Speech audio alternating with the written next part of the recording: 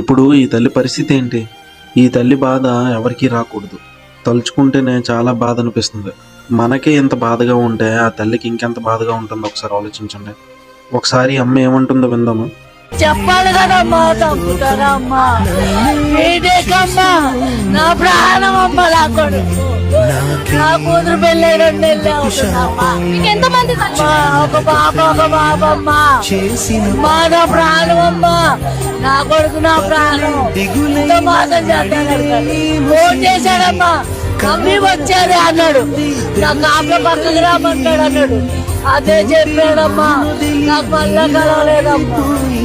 విన్నారు కదా అమ్మ ఎంత బాధపడుతుందో. యావన్ తన ఫ్యూచర్ కోసం ఎన్ని కలలు కని ఉంటాడు. నా కొడుకు నన్ను బాగా చూసుకుంటాడు అనే తల్లి కూడా ఎంతో అనుకుని ఉంటుంది. ఇప్పుడు ఆ తల్లి పరిస్థితి ఏంటి? అసలు మీకు ఒక మనిషిని చంపే రైట్స్ ఎవరు ఇచ్చారు? అది ఇంత దారుణంగా 17 సార్లు కత్తితో పొడిచి కొంచెం కూడా భయం లేకుండా ఎలా పొడిచారా? ఖచ్చితంగా యావన్కి న్యాయం జరిగే వరకు పోరాడాలి. మీకు వీలైనంత మందికి ఈ రీల్ని ఖచ్చితంగా షేర్ చేయండి. సోషల్ మీడియా మొత్తం ఇదే న్యూస్ ఉండాలి. యావన్ని చంపిన వాళ్ళకి ఖచ్చితంగా ఉరిశిక్ష పడాలి. అంతవరకు ఈ రీల్ని షేర్ చేయండి. దీని మీద మీ ఒపీనియన్ అనేది కామెంట్ చేయండి. అలాగే ఇలాంటి అప్డేట్స్ కోసం మన ఛానల్ ఇప్పుడే ఫాలో అవ్వండి.